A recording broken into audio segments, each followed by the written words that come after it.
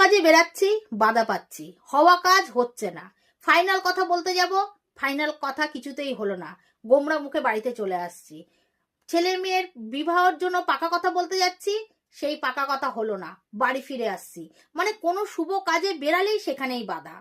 আজকে আমি এমন একটি গুপ্ত তিলকের কথা বলবো, যে তিলক ধারণ করে যদি আপনারা কোনো শুভ কাজে যেতে পারেন, ব্যবসার ক্ষেত্রে হতে পারে, জমি জায়গা কেনার ব্যাপারে হতে পারে, যে কোনো শুভ কাজে যখন বেরাবেন, তখন যদি এই তিলকটা ধারণ করেন, তাহলে আপনি সাকসেস নিয়ে বাড়িতে ফিরে আসবেন, আপনার কাজটি 100% একদম হবে। কি করবেন, সেই তিলকটা কিভাবে বানাবেন?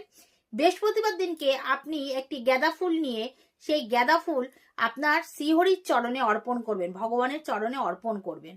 অর্পণ করার পরে শুক্রবার দিনকে সেই ফুলটাকে গঙ্গা জলের সাথে, গঙ্গা জল দিয়ে সেই গাঁদা ফুলটা দিয়ে একটি পেস্ট তৈরি করে নেবেন, করে একটি কৌটোর মধ্যে আপনি রেখে দেবেন, আর তার মধ্যে একটুখানি গোলাপ জল দেবেন।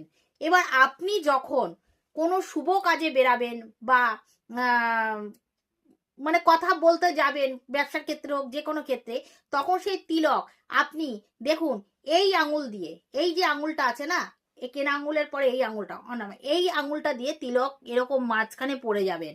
যদি পড়ে যেতে পারেন, তাহলে আপনি যে কাজে যাবেন সেই কাজেই আপনার হয়ে যাবে, একদম 100% আমি গ্যারান্টি দিচ্ছি, একবার করেই দেখুন।